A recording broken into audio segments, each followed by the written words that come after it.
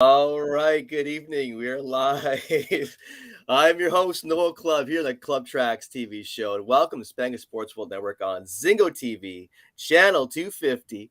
Please remember to download the Zingo TV app for respective iOS and Android app stores, as the app is absolutely free. And while you download, please make sure to rate and leave us a comment because Mark and I always want to hear from you. That's right, we sure do. Zingo TV is also available on Google Chromecast, Amazon Fire, Fire TV sticks, Roku, and Roku sticks are also available on all smart TVs from 2016 forward. And also, folks, we are also seen on the H.E.R network as well tonight here on channel 251. Well, good evening to all the viewers watching the Clubb Tracks TV show around the world. Thank you for joining us. All right, it's time to introduce, of course, our very cool co-host of the show, And he's a cool solo artist out of New York City. This is his latest record, which is called Bodega Flowers. Here you go, folks. There she is.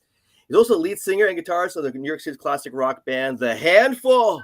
Please welcome the one and the only, joining us from East Village of New York City, the cool dude himself, Mark. Cool dude, Duda, to the show. Thank you, my brother. As always, I am not worthy, but pleased to be here. So this is terrific, guys. Happy holidays to you both. Yeah, you too, sir. Happy holidays. You have any big plans yourself, Mark? You know what? I'm staying local. As a matter of fact, we're going to host for Christmas and New Year's Day at my house. Very nice. So, very nice. Yeah, looking forward to having people over and doing a bunch of cooking and and a bunch of eating. Right? Of course, that. And that whole thing, but probably a dozen or less intimate sort of circle type of vibe, this year. Yeah, right on. How about you, dude? Not too much this year. Be a little quieter year for me, and so yeah, it's gonna be good though. Still be good. Some small, short visiting with some friends here and there, but nothing too big this year. But a quieter one for me. So awesome. Yeah, that's about it. Yeah, that's about cool. it. Awesome. Just glad to be here. It's our last show of the year. No, right? I know. And I had forgotten that until a few minutes ago, but actually, yes, it is our last show of the year. Yeah. So thanks everybody for tuning in and for sticking with us again. We've been on for like 2 years now, right? Yeah, I've been a little more over than 2 years. I think it is now, a year and a bit. But yeah, unbelievable. It's hard to believe it's been that long already, but it's been fun. And yeah, thank you viewers for watching and supporting us. We much appreciate No doubt. No doubt. Well, hey, without further ado, let's introduce our very cool guest here on the Clubb Tracks TV show, And she's a country alternative artist out of Toronto-based area. Another fellow Canadian here on the show. Very cool as always. She released her new single, Jolly Melancholy Christmas. Discussing the single, of course, much more with her. Please welcome Andrea England to the Clubb Tracks TV show. Welcome, Andrea. Awesome. Well, it's very cool to be here. Thank you. Thanks for joining us. Great way to start the holidays off. Absolutely. I think so too. So were you from Toronto or are you from outside the area? No, look, small town girl, Guysborough County, Nova Scotia. I think. Nova Scotia. Yeah, Sandpoint is where I was kind of raised. I think there were about 85 people who lived there, all super friendly, as Nova Scotians are. Yes, they are. It's that saltwater air and spirit of, I guess, kind of helping everybody. But I live in Toronto now. I go home a lot, of course. So I say home. It's 2 homes, my Toronto home and my Nova Scotia home. Yeah, so. Understandable. And I guess right now you're in a studio. Is that correct? Is your home studio you're in right now? Yeah, I mean, studio, writing room. It's where, a lot of the writing happens. And especially, for the pandemic, right? It was like Zoom from this room. But for many years, just trying to make it like comfortable and, the couch in here and just stuff on the walls and kind of a warm vibe to kind of get, when people come here to write with me, I just want to make it very comfortable and, I love to cook. The kitchen's downstairs. This is my home studio. So we go downstairs and we cook and we eat and we talk and we drink and then we come up and we write. Be more creative. Oh, very cool. And you're right. Actually, it's a very warm room. I look at it from the camera here. It's very warm looking. Yeah. If you see all the way around it, it's, it's kind of chock full of stuff, but, we collect guitars and instruments. We collect things, collect stuff for sure. Things, funny little pillows, got them all around. So tell us, like, how did it all start for you, musically speaking? Like, how did you get started off in music? What was like your starting point, your spark in your life that got you rolling, got you going? You know what? I mean, crazy journey.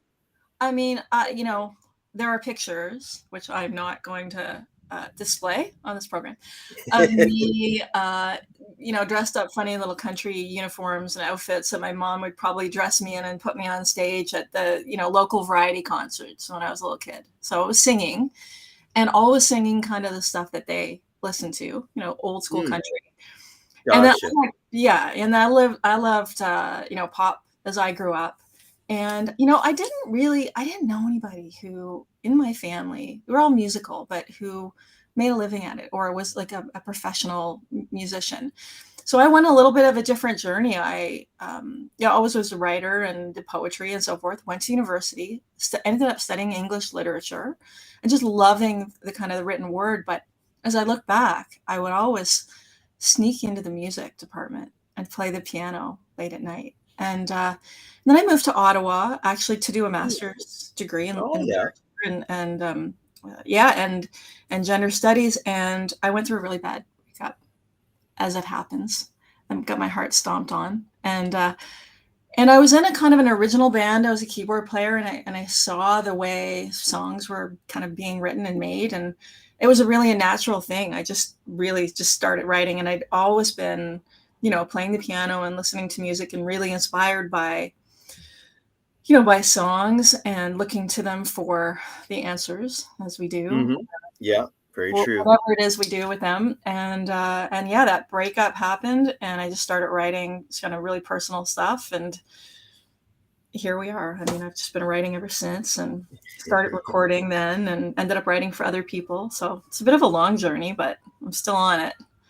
Yeah, no, exactly. Well, your first record was what, 2018 was the first album, Lemonade? Oh, goodness, no, years ago. I might age myself. My first record really was called Lemonade. I was about 2004, I think it was. 2004. Oh, gosh, yeah. And then I made, that sort of got me some notice, I guess, and some radio play and all kinds of stuff happening on the East Coast, and invitations to write with and for other people. And that really started. And then I made a record in 2011 with Colin Linden, Black and the Radio Kings producer, an incredible guitarist, made that in Nashville. Yeah. And then same thing, you make these records, and that was an alt-Americana kind of country tinged record. And then have been writing just projects with other people. And then 2018 released a single, and then was about to release another one in 2019 or 2020, and the pandemic happened. And I do have a new record coming out in the new year with H.E.R, who's a good friend of mine, producing. Really excited about that. We've already started working on it. So very cool. Christmas song sort of came out of, a request from a radio station out east. Because my career started out there, and they're very loyal, and they play my stuff on the radio every Christmas. I'd sort of get do you have a Christmas song for us for the Christmas special? And last year I thought, you know what, I'm going to do that. I'd written a bunch for other people, or to pitch, but yeah, it's been a bit of a hard year, lost some, family members. And I thought to myself, well, what am I going to write about? Something melancholy? Right. And I love Joni Mitchell's The River. It's probably my favorite Christmas song. It's just that contemplative, honest song. And I was going into a writing session the next day, and I'd written down Jolly Melancholy Christmas as a title. And I went into this session with Liz Rodriguez and James Bryan. I write a lot with them. And we were usually writing and pitching for pop artists. Gotcha. We're not typically writing for me. Like typically I write for me myself, but then when I go to make a record, I'll look back at everything I've written since the last one. And some of them end up being songs I've written myself. And some I, pick from songs we wrote for, pitches for other people that really resonate for me. And we just wrote the Christmas song that day. They kind of really, I guess, identify with the title, and Christmas is complicated. It is, isn't it? It's so true. It really is. It is. No doubt. We all kind of appreciate that, especially you kind of express that in that movie, Christmas Vacation. National Lampoons. That's kind of what it really is like. Right? Right. Very dysfunctional time of year. Yeah. Special, very cool, but it's also quite dysfunctional too as well. All the love, all the drama, the fighting and all the good and the bad. Right. Everything happens, right? And during the holidays. Oh So, man. yeah. So. Very true. Yeah, exactly. That's how your song's obviously based upon that. It's more the kind of reality of Christmas for a lot of us. It comes down to it. Right. That's me keeping it real. Somebody said to me the other day, we were talking about purpose on earth, and mine, he said, well, yours is kind of make people cry.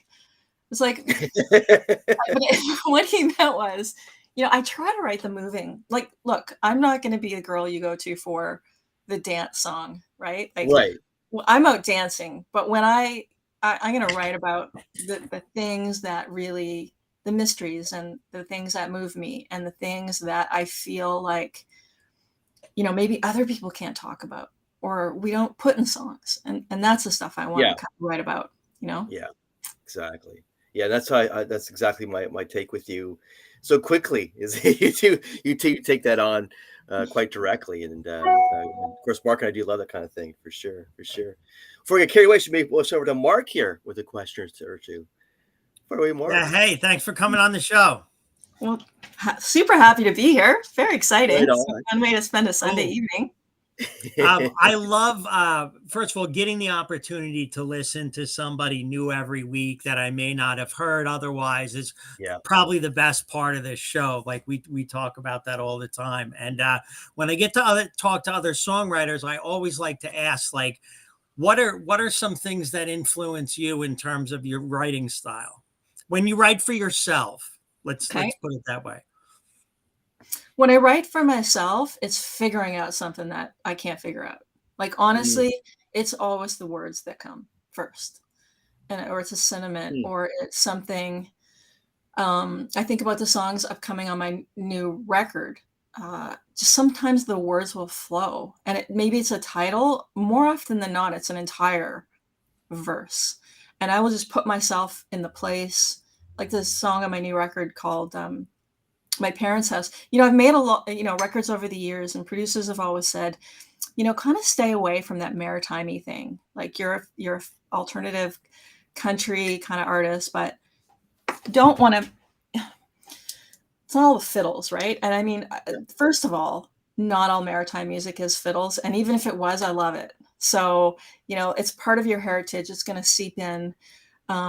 But on this record, I thought, you know what? Yeah, I'm going to just go there. I'm going to talk about my home and growing up on the East Coast and what that means to me. And so the first line of this song, I'm kind of giving away some stuff because it's, it's not even coming out. Let's have it. Right? But there's a porch light burning on the hill tonight. It's a welcome sign and a welcome sight. Roll down the window. Let the salt air in. It feels so good to be home again. I mean, I just pictured my parents' house on the hill. Right? So, or whether it's inspiration is coming a lot from your own life, from your memory. Yeah. Great landscape that way. And you felt you got away from that a little bit because it seems like you're almost going back to that a little bit, right? I mean, don't we always? Right? I mean, I think as we grow older, you can't wait to leave, right? When you're a kid, you can't wait to leave and get out into the world, and then once you're gone, then you look back on it with clearer vision and some objectivity and go, oh, wow, what a beautiful place, what beautiful people, and it really, you start to it informs who you are and what you want to talk about. And so I feel like it maybe, the pandemic, we're all isolated, and isn't it ironic that when you're alone, that's when you think about all the people, right? And all the things you missed. And I, in that particular song, I just remember thinking, wow, what if I don't get to see them again? Right. Yeah. And a lot of us, during that period, and any year, right? Like this Christmas song was kind of inspired. Like, I mean, sure, I wrote it. It happened, wrote it during the pandemic, but it's not only about that. It's about like every year somebody's losing somebody. Yes. Right. Yeah. So it's like sometimes you think, wow, what if I don't get to see that person again? So I think a lot of this upcoming record is about contemplating that and not only for me, but for other people, so. Interesting. And then previous heartbreaks, you go back to those old haunts and you go, oh, I remember I broke up with that guy there. Wonder what he's doing now. Or, who was I then? And so it's just really trying to get to the truth of it, whether, it's your truth or mine. Like, yeah, I know you're the interviewer, but I would ask you the same question. Yeah, I mean, music conjures thoughts and images of where you were when you heard music that reminds you of what you're listening to, type of thing. I'm interested in that. Like, so when you write, I mean, you mentioned in describing your writing process, it seems to me like you start with lyrics, right? You start with the vocal 100%. And the lyrics. Yeah. And you're typically filling guitar behind that, or how does that? Do you have a kind of a process that you do? I mean, it's so organic. When I write for myself, it's literally I'm writing a lyric and the melody comes with it. It's there. And I don't know how I look at those words and there's a melody there for me. And when you play for yourself, when you're writing for yourself, do you accompany yourself on guitar or keyboard or? I do. Yeah. Either one. I mean, I find that I write different songs. If I'm writing on the piano, 100% of the time it's going to be ballad. Sure. Okay. Yeah. And if I'm on the guitar, yeah, I mean, it could be either or, but I tend towards those, contemplative rhythms too and tempos. So it's slower, mid-tempo. But then sometimes I'll write a lyric and I'll kind of go, you know what? No, I don't want to stay in my own little lane here. And then I'll take that lyric to a trusted coworker. So for example, Jolly Melancholy Christmas, I just wrote that title down and it happened to be that I had this session the next day. And, it was with James and Liz. Now, James is an incredible, incredible guitarist, producer. He was in Philosopher Kings. He's produced Nelly Furtado. He's producing a ton of stuff. He just co-wrote the last Drake single. So in lots of different worlds. Yeah. Liz, one of my favorite just co-writers, humans, she's a phenomenal singer, wrote, I think, 6 songs on the last Celine Dion record. She's written a ton of Eminem songs, hooks, Gwen Stefani, phenomenal people. So I thought, let's see what we come up with together with this Christmas song, So James, of course, is going to inform what kind of guitar style is there. Liz is going to inform, the melody, because she writes melody better than, she's an incredible lyricist, but also melody she's great at that. And so we all do a little bit of all of it. And we have just a great time. So, the process is different with every co-writer, but it feels like super comfortable old shoes with those two. Awesome. Yeah, good stuff. Wanted to ask about one of your songs as we were going through and listening today. And I say we because I don't have a huge house, so it's typically me, my wife, and kids, and we're all listening. So there was a song, "If You Believe," and oh yeah. It reminded, my wife mentioned it gave her like a Suzanne Vega type vibe, which is a compliment coming from her and most people. But so we wanted to ask you about that. It's got a real single-ish type of feel. What inspired that song? Gosh, that's so long ago. If you believe in fairy tales, if you believe that dreams come true, if you believe there's an answer, believe it's in you. That was when, and I still am an optimist, but I was eternally optimistic. I think I had done a lot of traveling and I was just noticing a lack of empathy, in people. Yeah. And, that story in particular, you see somebody on the street and I think that there's a character in that particular song and he's riding on the street and he's got his fiddle in his basket, homeless person or a street person. And, we make assumptions about why that person ended up where they are. Right. Of course. Right.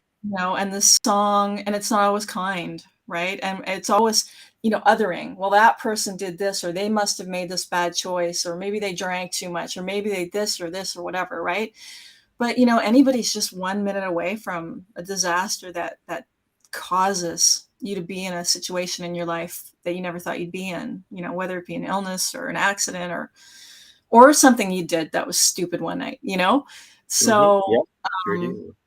I think at a certain point in my life, I kind of went, well, that could be any of us. And if we believe and if we work together, maybe we can solve some of those problems together. But it starts with understanding that, it could be any of us. It's about empathy, I think.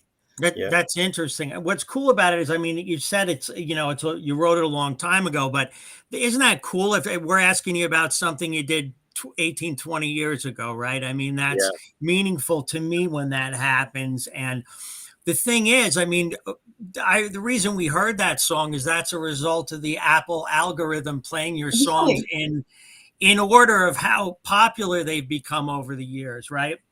And that's like your third or fourth song on there. So Wow. it's interesting, right? Because what other people get out of what you release isn't necessarily what you'd think, right? Yeah, well put.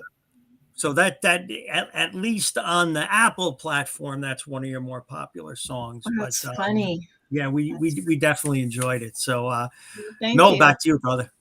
Yeah, man. Actually, that's one. Actually, I love that song too. Like, so it's pretty cool you raised it up earlier. That's very good.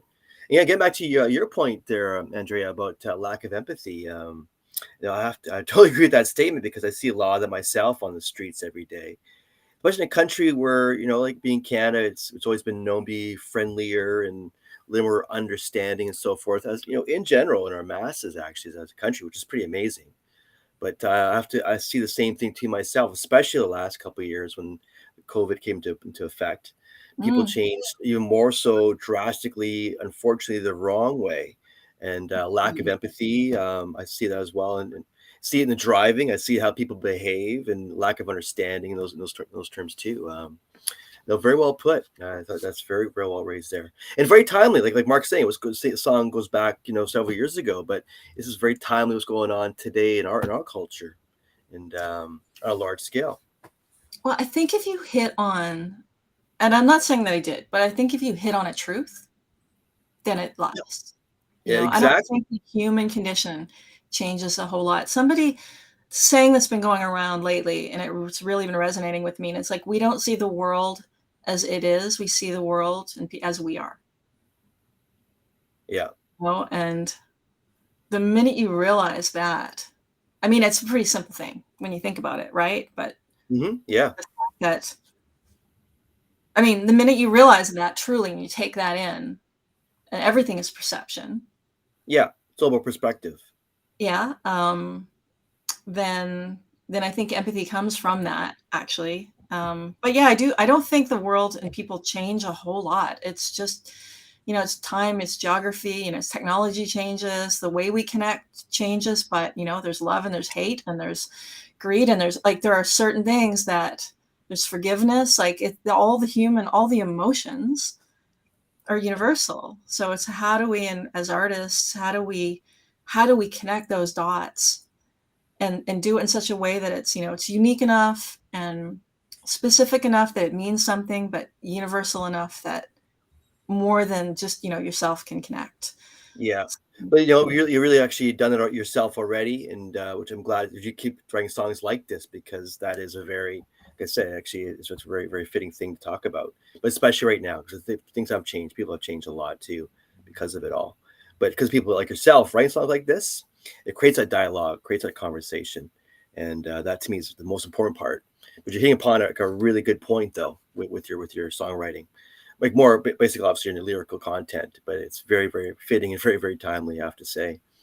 Actually, I love that. Well, Very, very much. Yeah, absolutely. I mean, I love talking about it. I mean, it's Me too. right? And Yeah. that's the thing. Like, I've been having these conversations as a result of this song that, sometimes it's uncomfortable, right? People just want to not think about the sadness or not think about the melancholy. Yeah, they want to escape. Yeah, I want to hear you. I hear you. Yeah, they want to It's like a escape. Band-Aid, you know what? Pull it off. Feel better afterwards. Cry. Nothing like a good freaking cry. Feel better.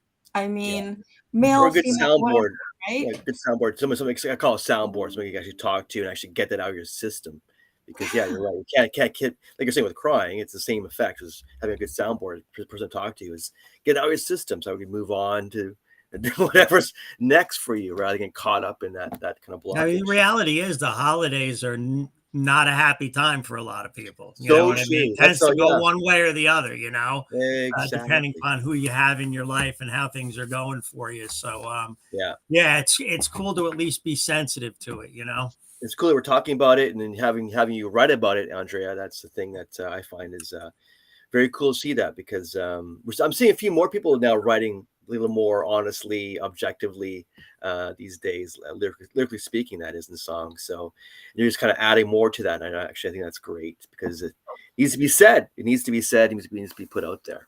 Well, and I mean, you're helping this kind of stuff get out there. So I really appreciate having this conversation, you having me on, and getting to talk about this stuff because yeah, I think it's been a really interesting time in a lot of people's lives, and I think coming out of times like this, like you look back to, I was doing some reading back to the Spanish flu.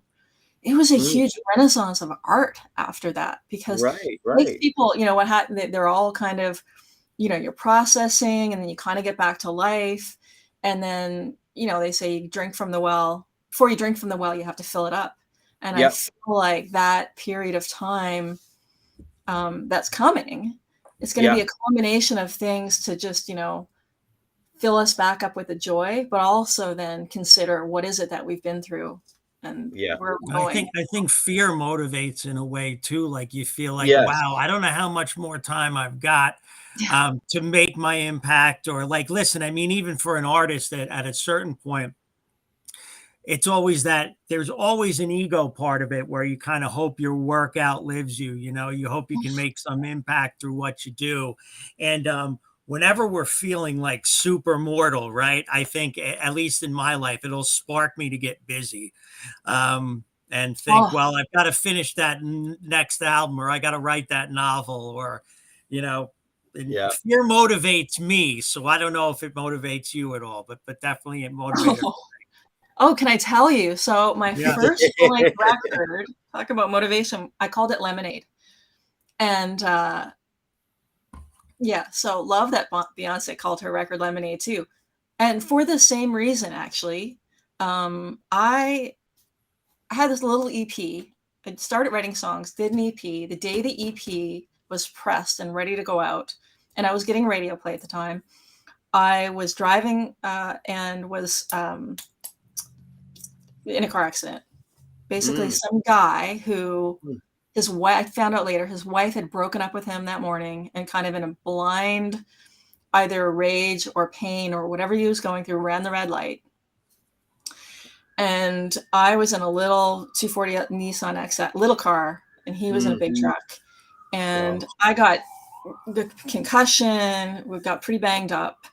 Couldn't play for a number of months. Lost my memory, actually. I didn't even realize. Really? The funny thing is when you lose your memory, you don't know you've lost your memory because you don't know that you're forgetting. You remember, No idea, right? So I had to move from Ottawa. I was living in Ottawa at the time. I had to move back home, stay with family, do physiotherapy, 3 times a day for 6 months, 7 months. I had a couple of gigs at that time because that was right when my career was starting. And I had songs on the radio and I was getting invited to play festivals, but I couldn't even barely move. And so during that time, I started writing that record. And the song itself, Lemonade, which is really about trying to make the best of a bad situation. Wrote those songs, co-wrote some of them. And, but I just remember that whole time thinking, I have to do this now because this could happen again. I need to do this while I'm healthy. And I've had a couple of things happen to me in my life where even Hope and Other Sins, my second record, I had a health scare and there's some things going on. I thought, oh my God, I better do this now. If I don't do this now, I'm not going to do it. So absolutely, there's nothing like fear to motivate it. And and Mark, you said to super mortal. Whenever I feel super mortal, I get super busy. And I think it's the same thing that motivates people to become insular at a certain level and not care about other people. Back to your earlier point with Noel is that, you reach a certain point where you're scared enough. You kind of wall up you and yours, and you're going to take care of. Charity starts at home. Let's be honest. Yes. Yeah. Well put.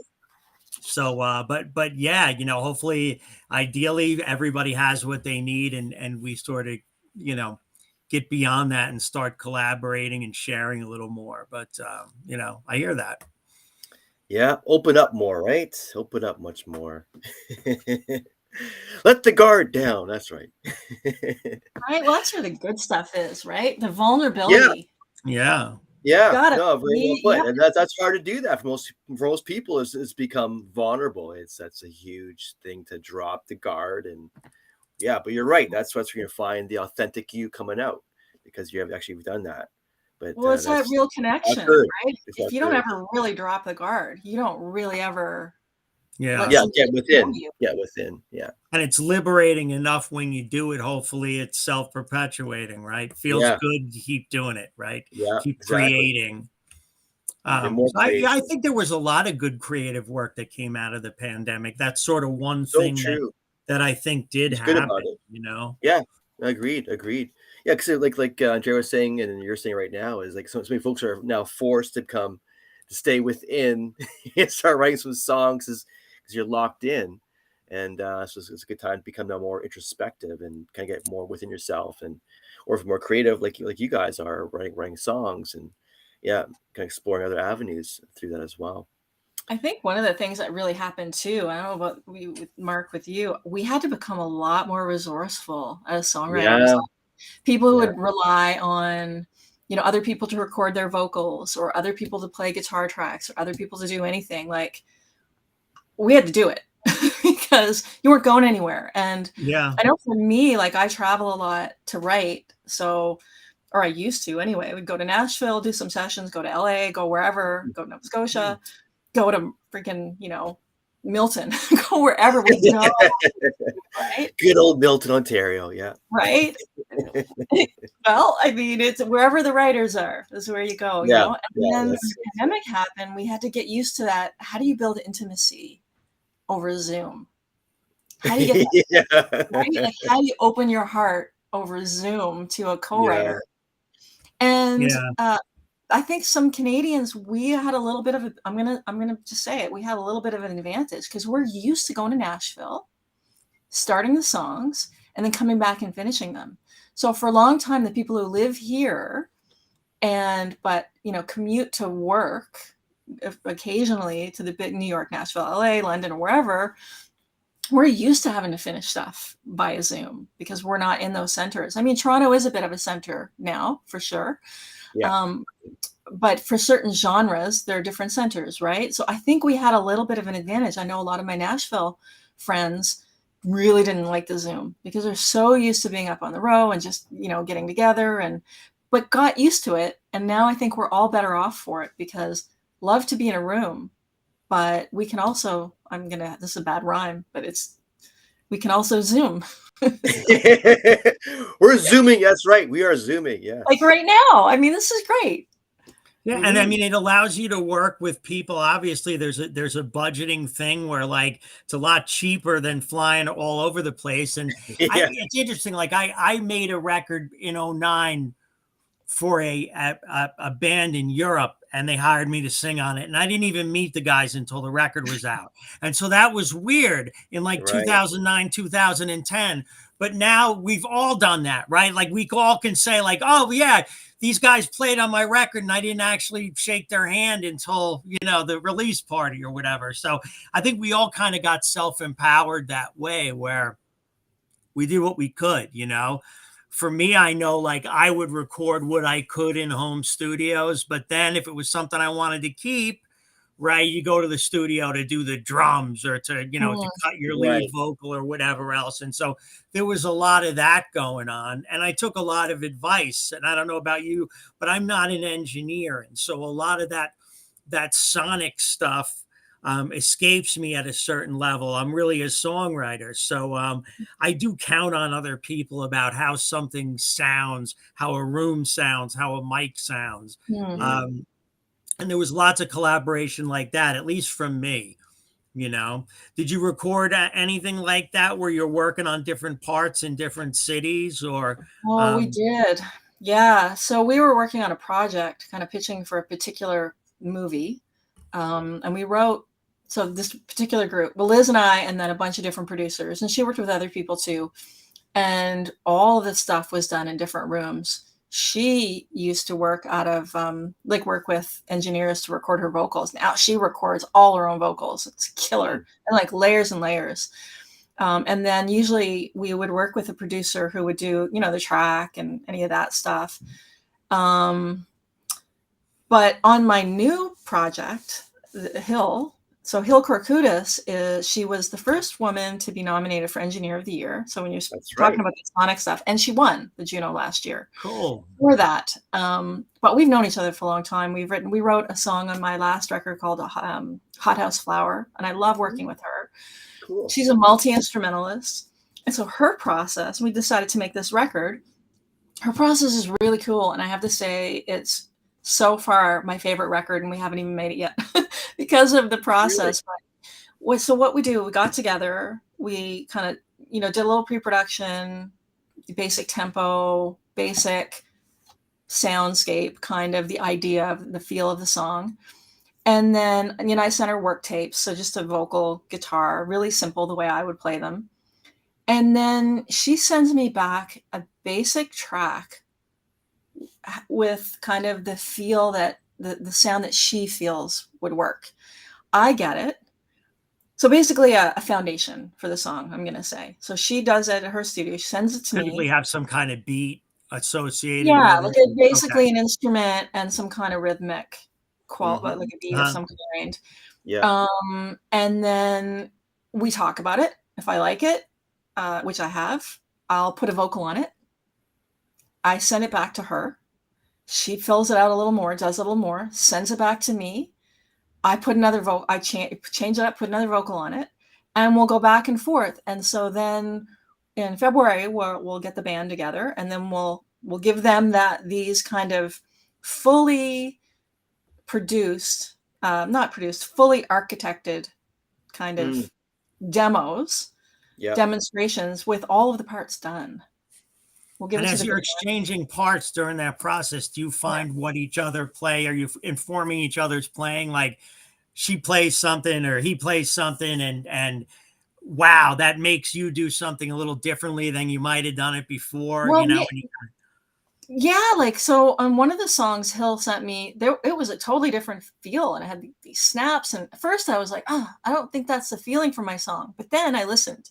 It's like, well, wait a minute. Let me put a vocal on that. Let me see how that sounds.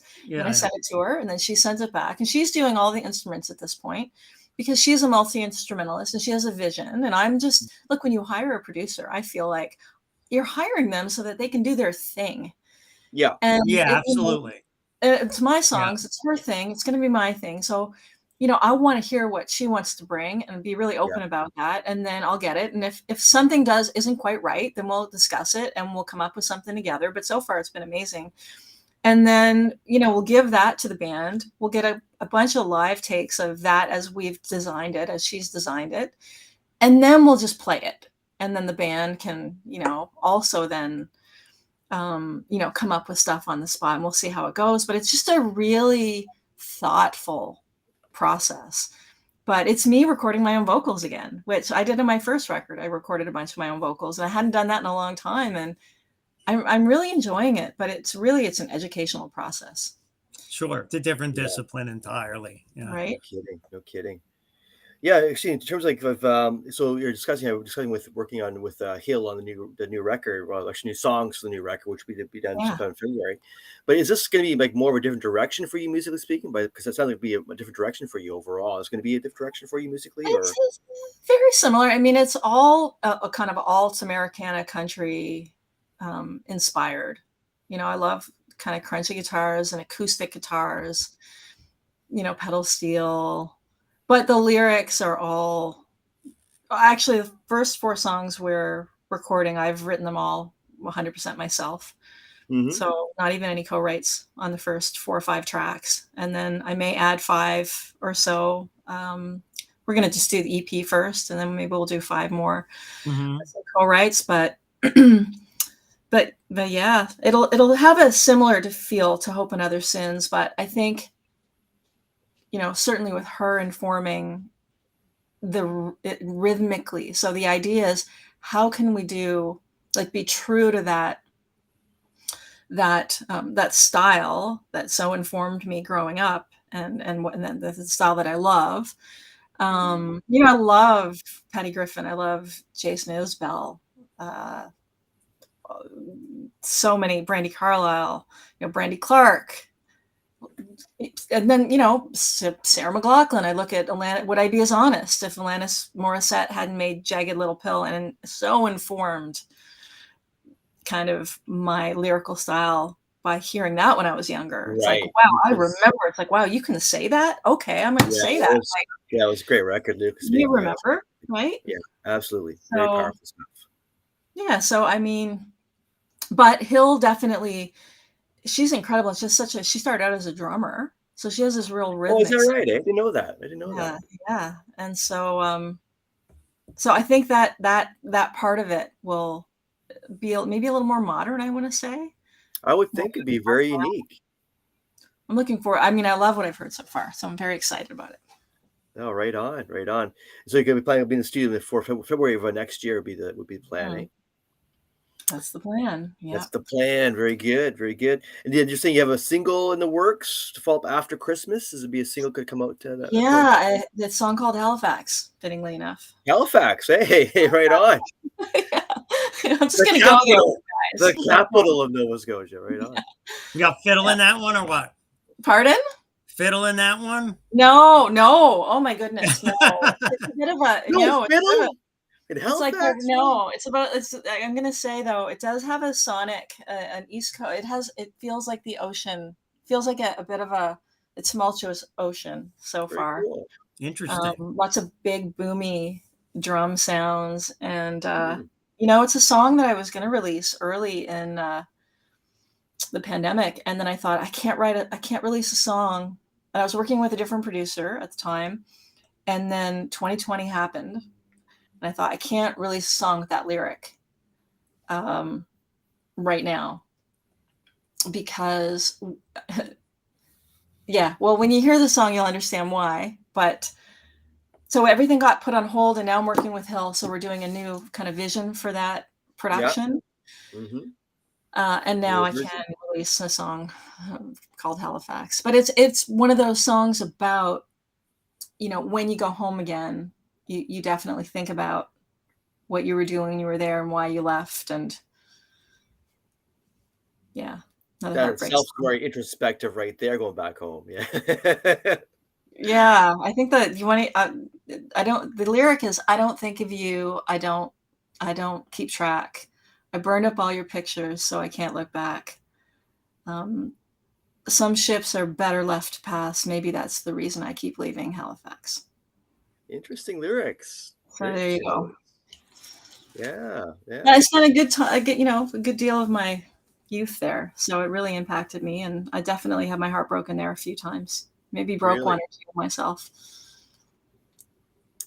Yeah, such is life, eh? Such is life. But very those are great lyrics as revealed there to us just now. It was very well done. Oh, well. Great poetry right there. I feel like I'm giving away a lot here, but it's good. That's what you want to hear. Great. You want more of that. Such a great conversation. So I'm enjoying it. Well, so are we. That's great stuff. So you're planning the new record to come out. You have a rough plan for the record to be coming out in the new year? Is like a rough idea? Hoping May, probably May. May, is that right? Yeah. That's a quick turnaround. Yeah. Pardon me? It's very, very quick turnaround. You'd be in a studio in February and have it out for May. That's pretty quick. Absolutely. Well, a lot of the pre-production will be done, and then we'll go in and record it. And single in March, probably. We'll see. But, cool. And you could consider yourself more of a recording artist or also a performer or both? Do you have plans to perform, to promote the new stuff? I will. Yeah, absolutely. I mean, I consider myself a songwriter, singer. Okay. Because it's driven from the stories, and I consider myself a storyteller through music, I guess. Right. But I tell stories otherwise too. Like I write, but I love to perform, and but I'm always so kind of busy, writing and then I make records once in a while, and then I kind of get back into doing the festivals, and I really enjoy that, the communication with the audience as well. And I host a songwriter circle series here in Toronto as well, and that's going to be coming back in the new year as well. And where we tell the stories behind the songs. It's called Four Chords and the Truth is the series. And so I usually do that quarterly, but yeah, for this record, I'll definitely be. I mean, it's not going to be a world tour. No, I hear you. Listen, there's always pressure to do that, but I get where you're coming from. It's an entirely keeping a live band rehearsed and ready to play is an all-encompassing thing. Most of us don't have the time for that if we're writing and working and doing other things. I always think of that as that was different when I was younger and played other people's songs, but it's a little bit harder to do now. But that's cool. That's good to know. And you mentioned like festivals. Are there any festivals that you'd like to play or have played that you thought went well for you? I mean, I have played a bunch, and I love playing the San Rogers Folk Festival. And I don't know if you've been or you've seen it. It's in Nova Scotia. It's in really? Okay, gotcha. Very well attended. It's a songwriters festival. What time of year is it? It's usually in July, and it's cool. pretty fun. But yeah, I mean, the thing is I love performing as a songwriter. So I like to tell the stories behind the songs. I got to play the Bluebird Cafe and host around there, and that's kind of a more intimate scene for me. Yeah. I love me and a guitar player, me and a couple of guitars, and that's soft cedars and that kind of thing. So.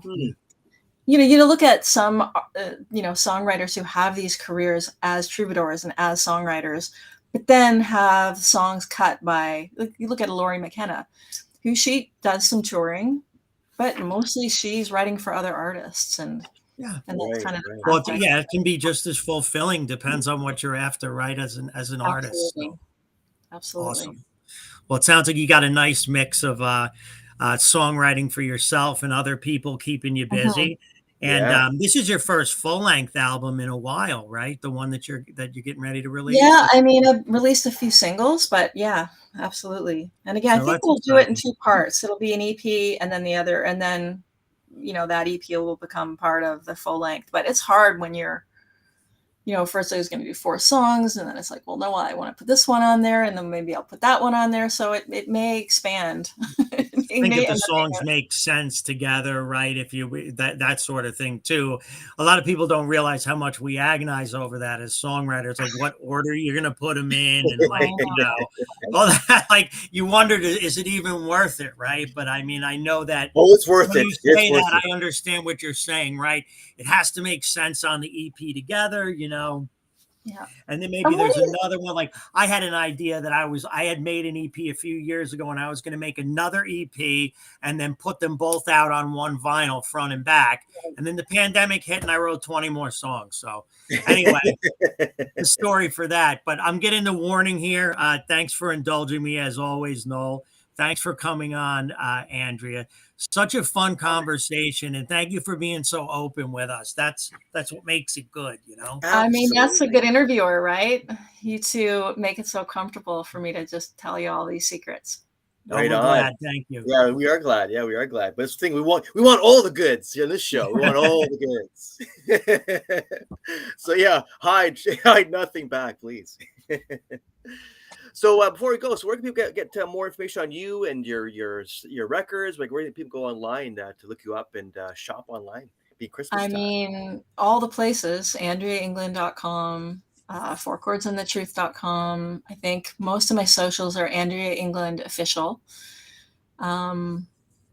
Twitter, it's Andrea_England. It's all, YouTube. It's all mostly under my name. Very good. Very good. Yeah. Right on.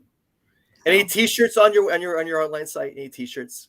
T-shirts? No, I do have T-shirt 4 Chords and the Truth T-shirts though. Ooh, okay, cool. Yeah. So and as always, I do have T-shirt. Pardon? Yeah, as always, I have plenty of T-shirts. My 5 handful albums and 2 solo records available. Thanks, guys. Christmas. Awesome. Get those plugs in, guys. Put those plugs in there. It's Christmas time. Well, we should trade T-shirts, Mark. That That'd be would really be cool. That'd be That'd very be cool. Yeah, let's hook it up on the email. Okay, perfect. All right, sweet. Good call. Good call. Well, hey, well, I just want to Happy thank holidays. Yeah, guys. happy holidays. Yeah, I want to thank Andrea England being on the show. A great, as you're saying, it's great conversation, great time with you, and very kind of cool, relaxing hangout. We're hanging out together in the living room together on a Sunday night, just talking music. Very cool. It was very good. Well, I really appreciate you having me on, Noel, and great talking with you both. Thank you. Happy holidays. Thank you. Yeah, happy holidays to you and your family, and of course to Mark, cool dude, Duda. Another wonderful year with you, sir. Appreciate It was you, brother. fantastic. Your last God show. bless you and yours, man. We'll see you soon. We'll see you real soon. And thank you, viewers, for watching us around the world. It's been a real pleasure as always with you guys. And thanks for, of course, showing the appreciation and support all this time with us. We much appreciate this, all guys, very much. And remember, check out Zynga TV for all the news. Watch it, hear it, read it, download it, live it. And hey, man, love it. Again, we'll see you guys real soon. Take care. All the best. Merry Christmas. Happy holidays. And Happy New Year. We'll see you in the new year. Right on. Take care. Thank you. All the best.